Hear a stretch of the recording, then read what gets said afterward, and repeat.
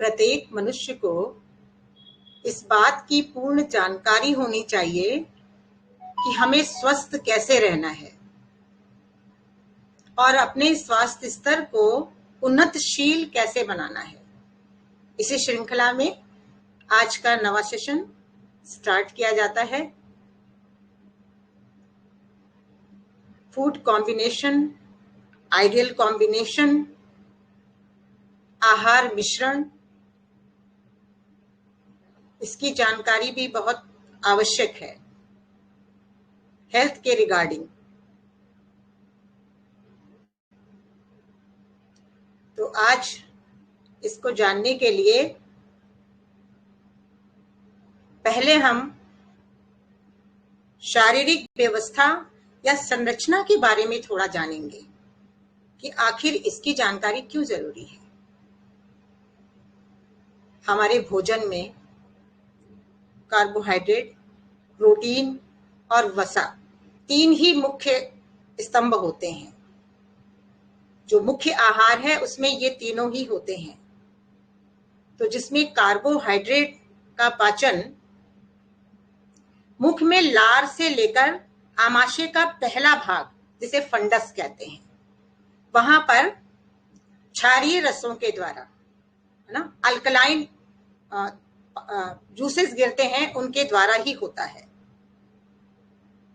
दूसरे हैं हमारे प्रोटीन का पाचन आमाशय के दूसरे भाग, जिसे पाइलोरस कहा जाता है, वहां से आरंभ होकर छोटी आंतों के द्वारा गुजरता है और वो संपन्न किया जाता है। तो इसको मद्देनजर रखते हुए आहार का मिश्रण की जानकारी रखना जरूरी है। कार्बोहाइड्रेट और प्रोटीन दोनों को अगर हम मिलाकर लेते हैं तो वो एक तरीके से पाचन की शक्ति को थोड़ा कमजोर कर सकता है। तो इसलिए इसको जानना भी जरूरी है। तो आहार पाचन में हमारा प्रोटीन का पाचन, जो जिसमें कि दालें वगैरह आती हैं, वो आमाशय में स्थित हमारी जो झिल्लियां हैं उनमें 3.5 करोड़ ऐसे गैस्ट्रिक ग्रंथियां हैं जिसमें से गैस्ट्रिक स्राव निकलते हैं, और वो ही पाचन प्रोटीन का करते हैं। उनके ऊपर जब वो अम्लीय प्रभाव पड़ता है तो हमारे ये प्रोटीन का पाचन होता है। और इस आमाशयिक गैस्ट्रिक जूस में 3 प्रकार के एंजाइम्स भी निकलते हैं। पहला होता है पेप्सिन, जो प्रोटीन के लिए बहुत जरूरी है। दूसरा है रेनिन, जो हमारे दूध जैसे पदार्थों के लिए जरूरी है। और तीसरा जो निकलता है लाइपेज, वो जो चिकनाई वगैरह, वसा वगैरह हम लेते हैं ना, उसके लिए ये बहुत महत्वपूर्ण रखता है। इन सब पाचक रसों में ये 3 प्रकार के एंजाइम्स के द्वारा ये सारी कार्यक्रम संपन्न किए जाते हैं। लेकिन आमाशयी गैस्ट्रिक जूसेस में हाइड्रोक्लोरिक एसिड की बहुत बड़ी, वो शक्तिशाली एक जूस है। उसका प्रभाव इतना शक्तिशाली है कि अगर हमारी आंतरिक संरचना कुछ ठीक ना हो, वो हमारे आमाशय की लेयर जो म्यूकस मेम्ब्रेन है उनके ऊपर अगर वो कुछ गिरने लगे तो वहां पर कुछ न कुछ तकलीफ पैदा कर देता है, जिसे ही अल्सर कहा जाता है। तो इस रस के बारे में अगर जानकारी थोड़ी सी हो जाए, ज्यादा नहीं, तो हम अपने आहार मिश्रण को अच्छी तरीके से समझकर आगे की भोजन शैली को सुधार लेंगे और स्वास्थ्य का लाभ पाएंगे। अब इससे बचाने के लिए ये जो हाइड्रोक्लोरिक इतना पावरफुल एसिड है, इससे हमारी आमाशयिक लेयर जो म्यूकस मेम्ब्रेन अंदर की है, उस लेयर को बचाने के लिए एक अंतर्निहित रचना तंत्र है। उस रचना तंत्र के द्वारा अल्कलाइन जूसेस निकलते रहते हैं, जो हमारे इस जूसेस से हमारी रक्षा करते हैं।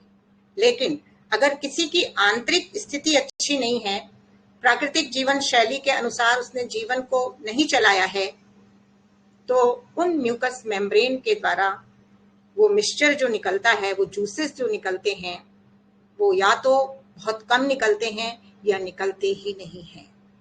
इन्हीं कारणों से वो एसिड गिरने की वजह से अल्सर जैसी बीमारी, पेप्टिक अल्सर, गैस्ट्रिक अल्सर, ये सारी बीमारियां बनती हैं।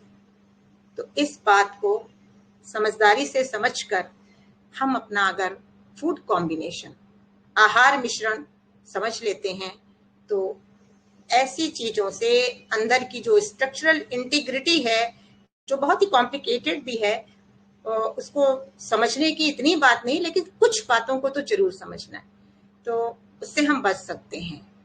इसलिए आहार मिश्रण को आज जानना है कि राइट कॉम्बिनेशन फूड का क्या है। तो सबसे पहला, सब्जी और अनाज। आज के समय में, जब तक पहले कहा जाता था 56 प्रकार के भोग, 56 तो नहीं, 5-6 तरीके की चीजों को मिलाकर हम खाना पसंद करते हैं, लेकिन शारीरिक संरचना की जानकारी ना होने की वजह से, एनाटॉमी को ना जानने की वजह से गलतियां करते रहते हैं। तो अंदर की जो स्थिति है वो बिगड़ती है, स्ट्रक्चरल इंटीग्रिटी और फंक्शनल इफिशिएंसी पर उसका प्रभाव पड़ता है। तो सब्जी और अनाज माने रोटी सब्जी बढ़िया कॉम्बिनेशन है। अब चावल रोटी सब्जी कार्बोहाइड्रेट ही है, लेकिन अगर हम चावल रोटी सब्जी ये भी ले लेते हैं तो कई बार मात्रा के ज्यादा होने की भी संभावना रहती है। इसलिए कोशिश करें, अगर रोटी सब्जी है वेल है। फिर उसके बाद सब्जी और सैलेड। अपनी अपनी अवस्था, अपनी अपनी रोग की स्थिति और अपनी अपनी जरूरतों को देखते हुए ये आदर्श मिलान को समझना है। तो सब्जी, अनाज और सलाद और सब्जी, सलाद और अनाज। सलाद और अनाज का मतलब ये हुआ, रोटी लिया और कच्चे सलाद काट लिए, सफिशिएंट है। मिनिमम इज मैक्सिमम, ज्यादा भीड़ नहीं लगानी है, थोड़ा खाएं, ज्यादा लाभ उठाएं, तो ये ले लिया। उसके बाद फिर है हमारे सैलेड या पकी हुई सब्जी, उनके साथ दालें, दाल रोटी सब्जी, ये कॉम्बिनेशन थोड़ा रॉन्ग है। गलत और सही आहार मिश्रण की जानकारी, ये थोड़ा सा गलत है। रोज रोज की गलतियों से ही ये परिणाम आएंगे दुख के, कभी कदा हो कोई बात नहीं है, चिंता की बात नहीं है। तो दालों को अगर मिलाना है तो सब्जी के साथ बना ले, उसके साथ कच्चे सलाद कुछ बनाकर रख ले और उसको आप लें। सही ढंग से जाकर, जो आपको आमाशयिक अभिसंरचना के बारे में बताया, वहां जाकर सही ढंग से उनके ऊपर पाचक रस गिरेंगे और काम बनेगा, है ना। होता क्या है, गलत तरीके की चीजों को लेने से, जो एसिड वाली चीजों को ज्यादा लेने से, जिससे हाइड्रोक्लोरिक एसिड खुलती है, तो हमारे अंदर की लेयर को ज्यादा म्यूकस मेम्ब्रेन से रस का स्राव करना पड़ता है, अल्कलाइन रस का। तो पाचन के लिए फिर वो रस कम पड़ जाते हैं, तो उससे पाचन शक्ति भी कमजोर पड़ती है। इसी को ध्यान में रखकर ये आहार मिश्रण की तालिका स्वामीनाथन जी के द्वारा या शर्मा जी के द्वारा तैयार की गई और इसके ऊपर अनुभव के द्वारा ये समझा गया। तो कच्चे सलाद और दालें भी ले सकते हैं, सब्जी और दालें भी ले सकते हैं। कच्चे सलाद, पकी सब्जी, या बोल रही हूँ, या कुछ सूखे मेवे जो भींगे हुए होते हैं, काजू बादाम जैसे मेवे। इस पे ये बात आती कि पकी सब्जी और मेवे, कई बार हम कुछ चीजें बनाते हैं तो उसमें हम कुछ काजू बादाम भी मिक्स करना चाहते हैं, जैसे हम पालक पनीर बनाते हैं या कुछ और भी बनाते हैं, तो भी अगर हम मिक्स करना चाहें तो उसको किया जा सकता है। ऐसा नहीं है कि उड़ीसा वगैरह में तो काजू होता है, वहां पर काजू को हर खाद्य पदार्थ में डाला जाता है। अपनी अपनी शक्ति को देखते हुए इसका चयन करना है, हा? उसके अलावा कच्चे सलाद, मेवे, कच्चे सलाद, नारियल के कद्दूकश की, कच्चे नारियल गोले की गिरी, इनको मिलाकर संतुष्ट होकर अगर हम भोजन करते हैं तो वो भोजन की मात्रा भी ज्यादा नहीं होगी, और वो मात्रा हमारे जो 2 पार्ट बताए, पाइलोरस और फंडस, वहां पर भी जाकर बहुत आराम से गैस्ट्रिक जूसेस को पाकर अपना सही तरीके के रसों को शरीर को पहुंचाने में मददगार बनेंगे, है ना। इसके अलावा कंपोजिट रोटी है, ये भी एक अच्छा फूड कॉम्बिनेशन है। आप सब्जियों को काट कर रोटी को तैयार कर लें, कैसे बनाना ये बात की बात है। और उनको आप हरी चटनी बना लें, धनिया की बना लें, उसको कड़ी पत्ते की बना लें, पुदीने की बना लें, बस सब्जी और रोटी तो मिक्स है ही। अब क्या जरूरत है और सब्जी लेने की, दाल लेने की, दही लेने की, दूध लेने की। इतनी सारी भीड़ से अपने आप को बचाएं। ऑलरेडी बहुत भीड़ से हम में रह चुके हैं।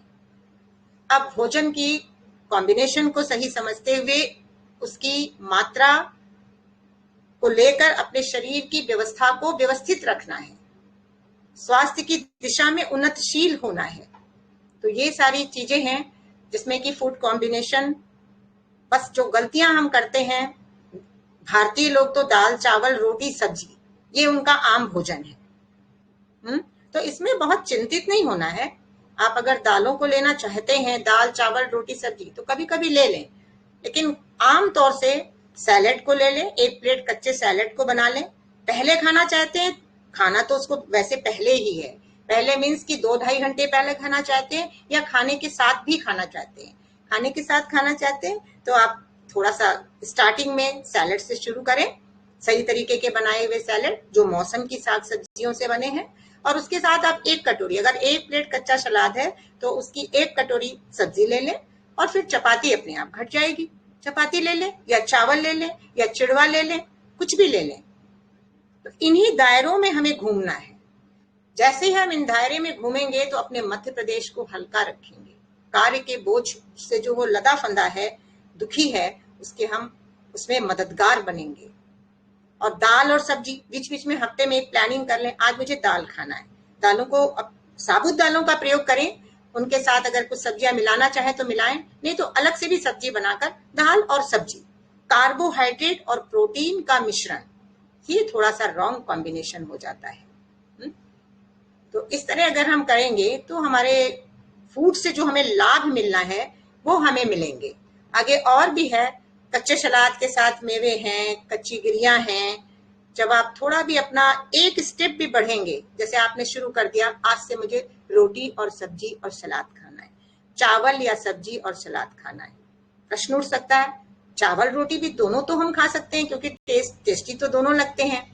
एक टाइम में अगर एक ही चीज लें तो बहुत अच्छा है, क्योंकि संभावना ज्यादा होने की हो जाती है। अगर ज्यादा भी हो गया तो भी वही बात बनेगी, पाचन की जो शक्ति है कमजोर होगी। तो इसलिए कोशिश ये करें, थोड़ी सी बुद्धि लगाकर, कि हम इस तरह के भोजन को चयन करके अपने अंदर को भी सेटिस्फाई करें और खुद भी सेटिस्फाई रहें। खून ठीक बनेगा, ऊतक ठीक रहेंगे, मसल्स ठीक से काम करेंगे, अंदर की सफाई मेंटेन रहेगी, और इस मेंटेनेंस से ही हमारा हेल्थ इंप्रूव होता रहेगा। तो ये हमें समझना है। तो ये तो फूड कॉम्बिनेशन है। इसकी और गहराई में ना जाकर अभी हम दूसरी बातों पे और आते हैं, वहां पर भी कॉम्बिनेशन की बात आएगी, कि जैसे नमक मिर्च मसाले चरकरी चीजों का प्रयोग न करें।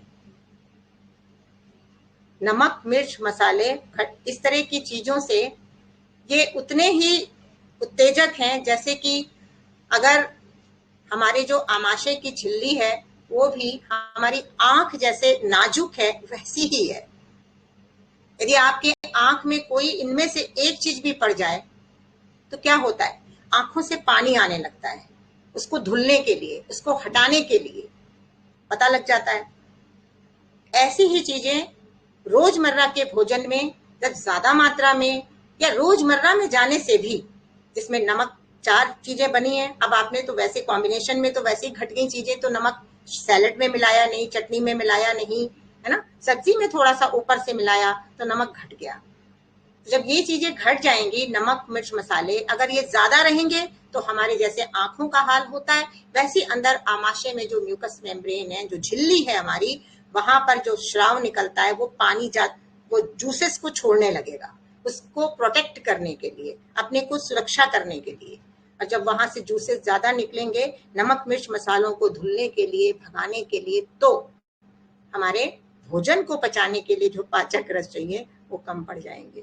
जब वो कम पड़ेंगे तो भोजन देर से पचेगा, यानी वहां पर कुछ न कुछ डिसबैलेंस या डिस्टरबेंस आने लगेगा। तो कॉमन तरीके से मैं मोटी मोटी ही बातों को बताऊंगी। कि हम अपने भोजन में नमक, मिर्च, मसाले, इन चीजों के प्रयोग को घटा कर रखें। मसाले डालने हैं कुछ 2-4 मसाले अपने, जैसे धनिया है, जीरा है, सौंफ है, हमारे राई है, इनको थोड़ा फ्लेवर के लिए डाल सकते हैं, क्योंकि हमें बिल्कुल साधु भी तो नहीं बनना, कुछ तो स्वाद भी होना चाहिए। तो उसको आप डाल सकते हैं।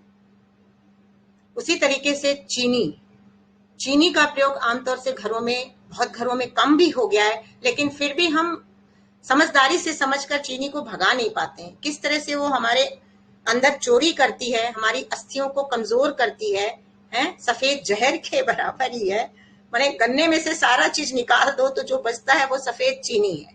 सफेद चीनी की जगह पर देशी खांड का इस्तेमाल करें, कॉम्बिनेट उससे करें, कोई बात नहीं।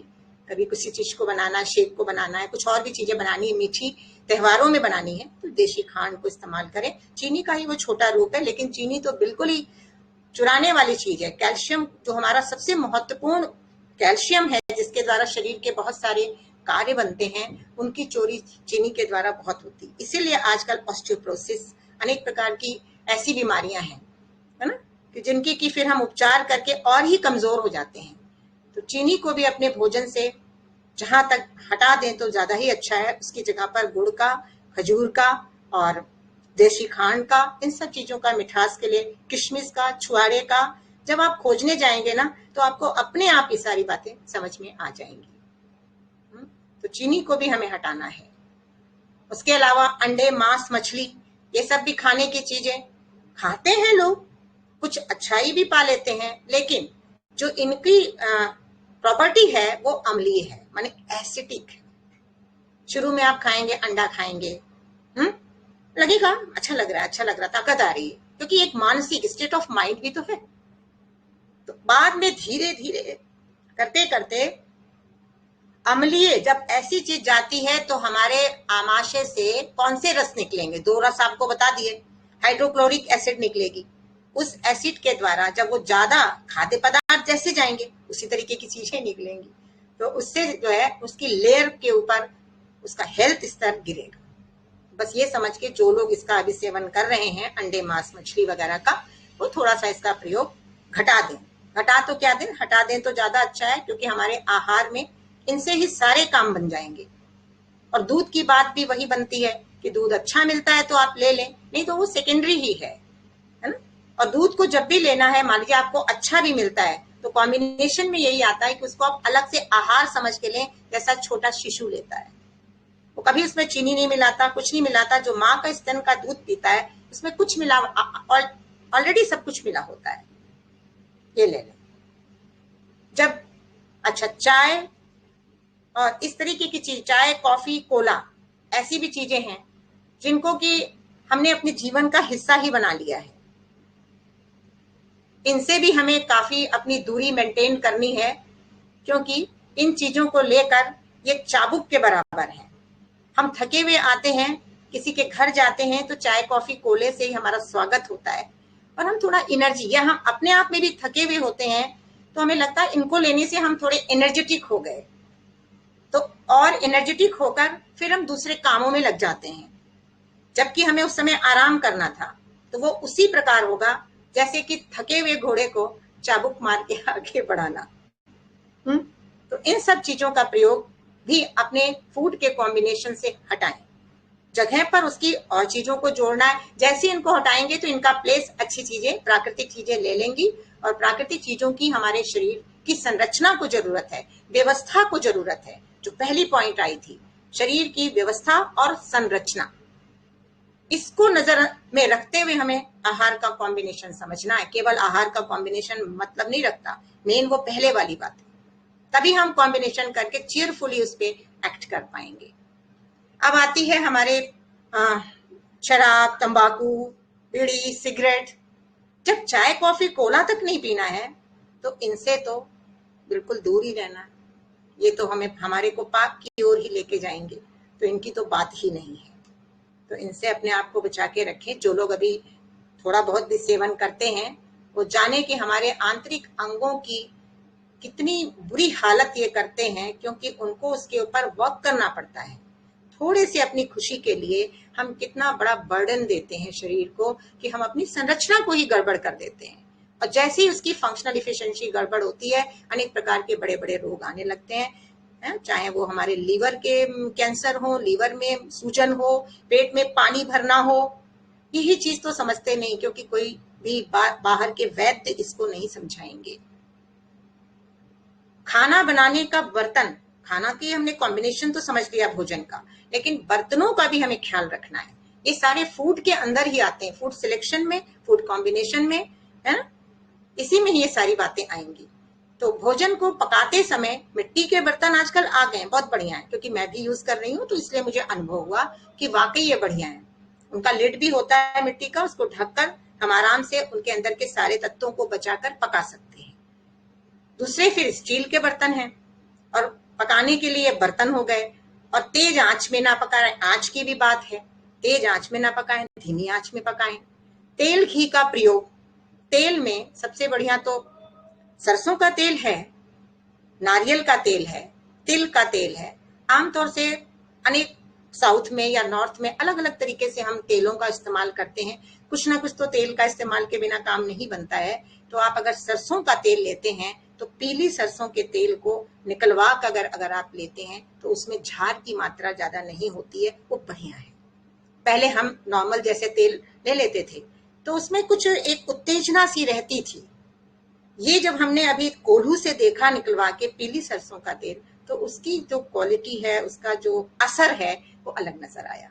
तो कोशिश करें अगर कहीं से मिल जाए तो इंतजाम कर लें पीले सरसों का तेल। या फिर उसके और जो कुछ आपको कभी पकवान भी बनाने हैं तो मेरे ख्याल से तो नारियल का तेल भी मैं यूज करती हूँ, इसलिए बता रही हूँ, वो भी बढ़िया है। उसमें आप बना सकते हैं, कोई फर्क नहीं पड़ता है ज्यादा, पूड़ी बना ले, पराठा बना ले, कभी कभी जो बनाना होता है, तो उसको इस्तेमाल करें। पकाने के बर्तन हो गए, पकाने के लिए तेल हो गया, और जो भोजन की हमारे भोजन का तापमान है, ये भी बहुत हमारे पाचन के ऊपर असर डालता है। पाचन क्या, पाचक रसों के ऊपर भी असर डालता है। जैसे ही आप कोई चीज खाने की आती है, ठंडी या गर्म या तीखी या मीठी, सबसे पहले आंखों के सामने आती है। आंखों के सामने आते ही वो अंदर वालों को बता देती है, भाई बहुत ही मीठी चीज आ रही है, बहुत ही तीखी चीज आ रही है, चरपरी चीज आ रही है, उत्तेजक चीज आ रही है। हमारे शास्त्रों में भी कितना अच्छा बताया है, कटु अम्ल लवण, ऐसी चीज आ रही है जो कड़वी है, अम्ली है, लवण वाली है, बहुत मीठी है, बहुत ठंडी है, बहुत गर्म है। तो वो मुंह में तो हम ले लेते हैं, पानी उसके ऊपर गिरता है, लार तो गिरेगा ही गिरेगा, लेकिन लार के अंदर जो एंजाइम होते हैं, पाचक रस जो होता है, जिसके द्वारा पाचन होता है मुख में, वो वहीं से ही गायब। वो कहता ना मेरे मतलब का ये काम नहीं, वो पाचक रस आते नहीं है। तो फिर भी यही कहेंगे, कभी कभी के लिए कोई मुश्किल नहीं है। अभी आप आइसक्रीम भी खा सकते हैं, लेकिन जैसे रोज रोज चाय पी रहे हैं, रोज हम ठंडक में आइसक्रीम ले रहे हैं, ऐसे पानी कोल्ड ड्रिंक पी रहे हैं या बहुत ठंडा पानी पी रहे हैं, तो इन सब से हमारे पाचन की जो प्रणाली है वो कमजोर होती है। तो थोड़ा सा इसका हम ध्यान रखते हुए अगर चलेंगे, किस तापमान का भोजन लेना है, तो शरीर का जितना हमारा तापमान है उस हिसाब से हमें भोजन का चयन करना है। ये भी बात क्लियर हो गई लगभग, कि कैसा तापमान हो, कैसा बर्तन हो, कैसा कॉम्बिनेशन हो, है। तो इन सबको जब हम मुद्दे नजर रखते हैं तो क्या होता है कि हमारे सिस्टम सिस्टमाइज होने लगता है, फिर हमको रोगों से हटना पड़ता है, रोगों से हमें हटना पड़ता है, मतलब रोग हमारे से हटने लगते हैं। तो आज के सेशन में खास इसी बात को लेकर खुलासे की बात थी कि आप पॉइंट में इन बातों को समझें और अपना चिंतन करें, अपना चिंतन करें, अपनी जीवन शैली को, सुबह से शाम तक की जीवन शैली में आहार को किस तरीके से लेना है, उसको ठीक ढंग से व्यवस्थित करें। आज कुछ कम होगा, कल कुछ और अच्छा होगा, आपको अंतर ज्योति से ही समझ में आता रहेगा, और उससे पूरे शरीर के अंदर की सफाई बनेगी।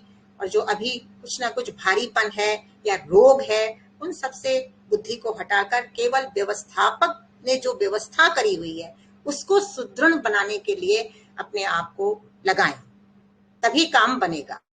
अन्यथा ऐसे ही पड़े रहेंगे, नेचर क्योर में आकर भी, प्राकृतिक जीवन शैली को अपनाकर भी कुछ ना कुछ डरे रहेंगे, ये खा लिया तो ये गड़बड़ हो गया, ये सब नहीं।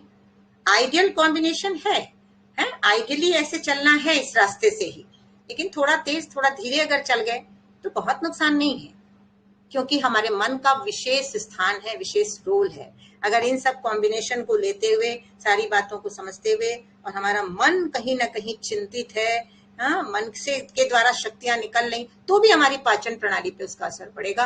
और भोजन से जो हमें रस मिलना है, जिस भोजन को हम लेते हैं उससे हमारा मन बनता है ना, और हमारा पाचन, हमारे रस बनते हैं, शरीर को पूरे रस की जरूरत है, वो बनते हैं। और मल बनता है, जो वेस्ट पदार्थ है उसको वो मल बनता है। तो इसको हमें समझ के चलना है। अगर ये बात समझ में आ जाए तो काम बनेगा, कुछ भी बात होगी काम बनेगा, है ना।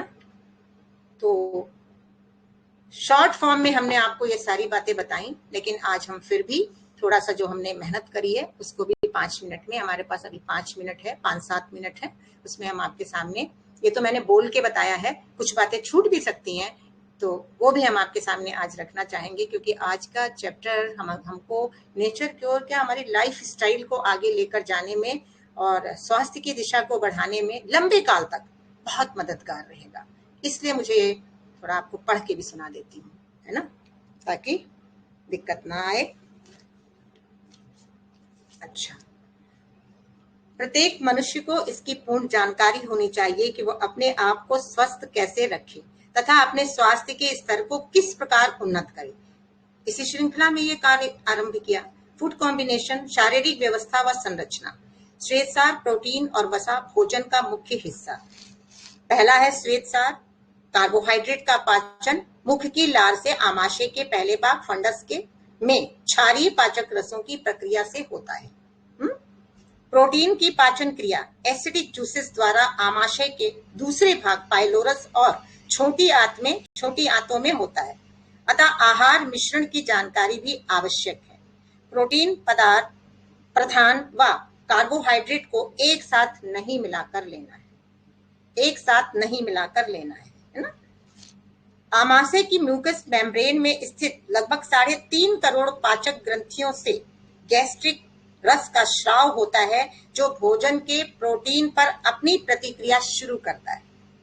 उसमें मुख्य है पेप्सिन प्रोटीन के पाचन में, रेनिन एंजाइम दूध के पाचन में, लाइपेज वसा के पाचन में हमारी मदद करते हैं, है ना। फिर गैस्ट्रिक जूसेस में हाइड्रोक्लोरिक अम्ल अति शक्तिशाली है, प्रोटीन के पाचन में ये बहुत मदद करता है। इसका प्रभाव इतना अधिक है कि अगर मैदे की मतलब आमाशय की आंतरिक स्थिति ठीक ना हो तो आमाशय की दीवारों में स्थित म्यूकस मेम्ब्रेन पर बुरा प्रभाव डालने लगता है। इसी स्थिति में अल्सर जैसी बीमारी जन्म लेती है।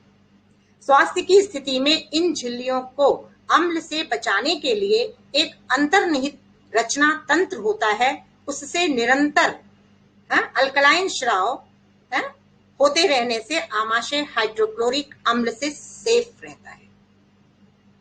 प्राकृतिक नियमों के उल्लंघन से स्वास्थ्य का स्तर गिर जाता है, तब आमाशय की दीवारों से ये क्षारीय स्राव कम होने से या पूर्णतया अनुपस्थित होने से गैस्ट्रिक अल्सर बन जाते हैं। अल्सर की बीमारी बहुत लोगों को है और उसकी दवाइयां वो करते हैं, गलत खान पान करते हैं, और भी ज्यादा खराब हो जाता है केस।